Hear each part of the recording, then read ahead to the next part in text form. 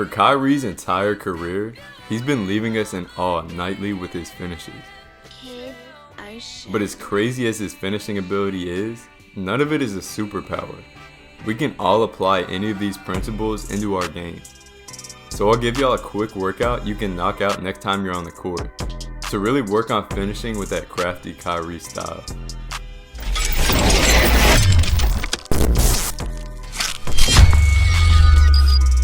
So to start off, I'll say this. None of these acrobatic finishes are possible without a fantastic touch on the opposite side of the rim.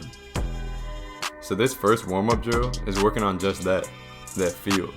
90% of hoopers have done the mic and drill at some point, and this is just a modified version of that, with the inside hand really working on getting that spin on the backboard. We'll go 10 makes each hand.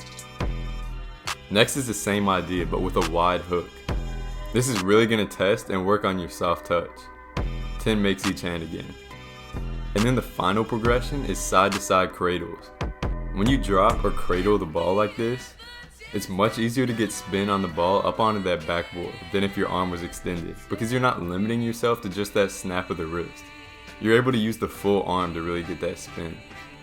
So Kyrie uses these a ton in endless different ways to get the ball onto the backboard with a ton of spin. We'll go 10 makes each hand.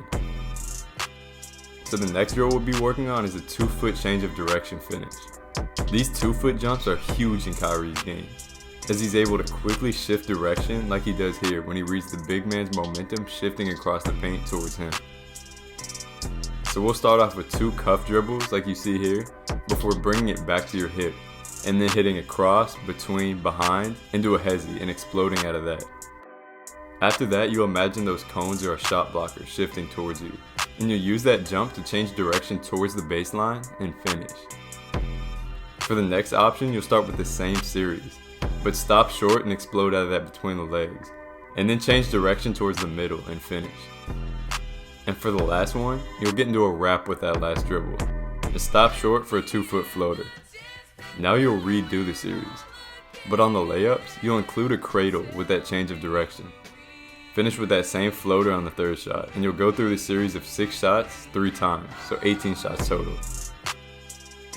Then switch sides.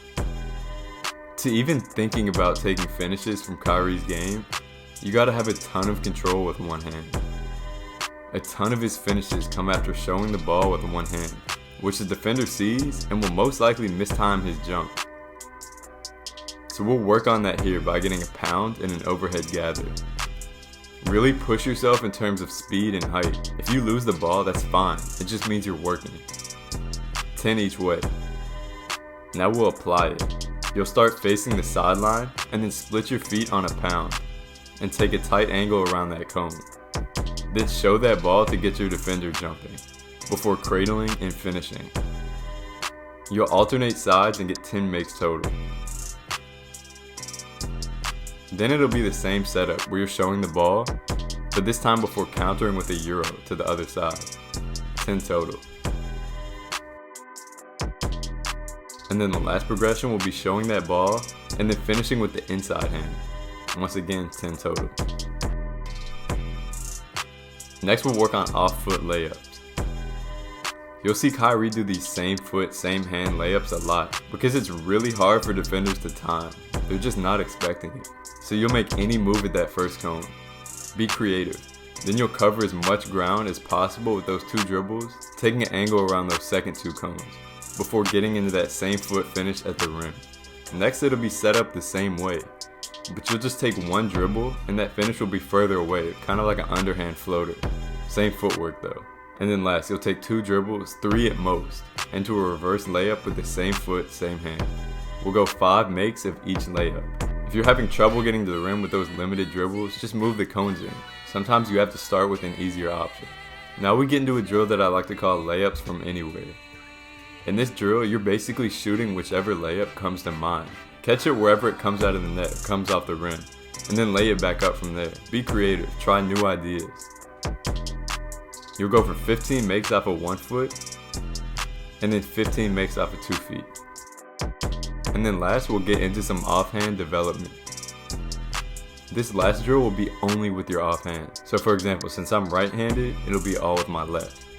Kyrie is unbelievably good with his left hand, especially on floaters, which opens up so much for him, as it will for any player. So we'll keep it simple. We'll go one offhand floater going towards the baseline off one foot, then the same thing going towards the middle. Then repeat the same 2 shots, just off of 2 feet. Keep rotating through until you make 20 total, then hit the other side. And after that, you're done. So try this workout out and let me know how you like it. Appreciate everyone for tuning in. Make sure to follow me on Instagram at byanymeansbasketball. And stay tuned for new videos every week.